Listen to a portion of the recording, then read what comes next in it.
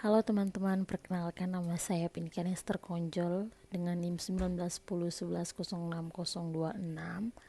Saya dari Prodi Sistem Informasi kelas B.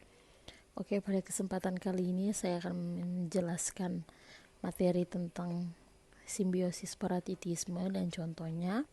Saya juga akan menjelaskan interaksi kompetisi antara populasi dan memberikan contohnya juga. Yang pertama, kita akan masuk dengan simbiosis parasitisme. Tetapi sebelum kita masuk ke dalam simbiosis parasitisme, kita harus tahu apa itu simbiosis. Oke, simbiosis itu merupakan interaksi biologis antara satu makhluk hidup dengan makhluk hidup lainnya. Terlepas dari apakah makhluk hidup itu bermanfaat, berbahaya, atau tidak berpengaruh pada satu sama lain. Makhluk hidup yang melakukan ini disebut simbion. Simbiosis dibagi menjadi beberapa macam, yaitu ada simbiosis mutualisme, simbiosis komensalisme, simbiosis parasitisme yang nanti akan kita bahas. Ada juga simbiosis amensalisme, dan terakhir ada simbiosis netralisme.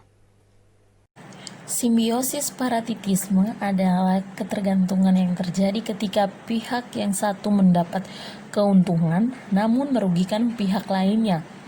Biasanya simbiosis parasitisme ini melibatkan organisme parasit seperti kutu, cacing, jamur, bakteri, benalu, dan seperti di video, nyamuk juga termaksud.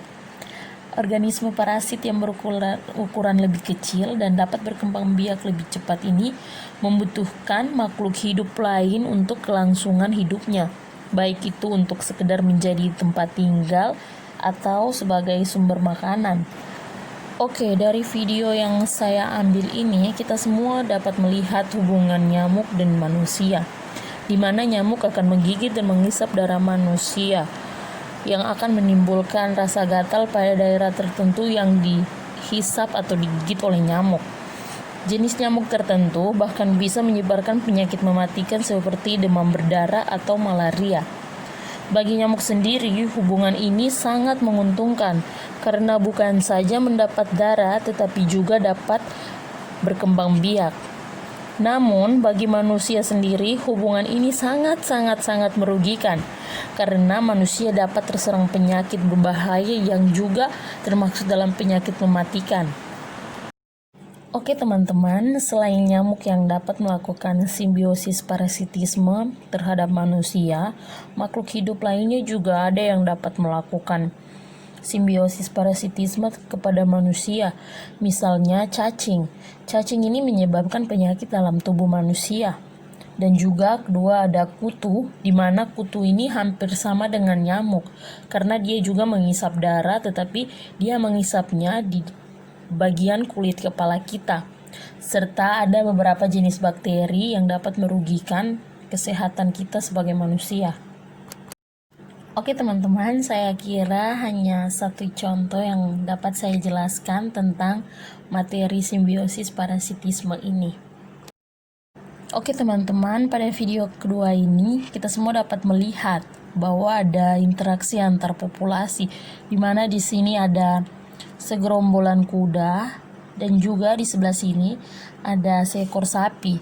Mereka sama-sama mengonsumsi rumput di padang rumput yang sama. Interaksi antar populasi yang sedang terjadi ini merupakan hubungan antara populasi organisme satu dengan organisme lainnya, di mana organisme satu di sini dapat dilihat ada segerombolan kuda dan juga organisme lainnya yang dimaksud sini yaitu adalah seekor sapi yang ada di sebelah sini. Interaksi yang terjadi dalam video ini dapat dilihat sendiri, yaitu interaksi secara langsung. Yang termaksud dalam interaksi adalah kompetisi dan alelopati.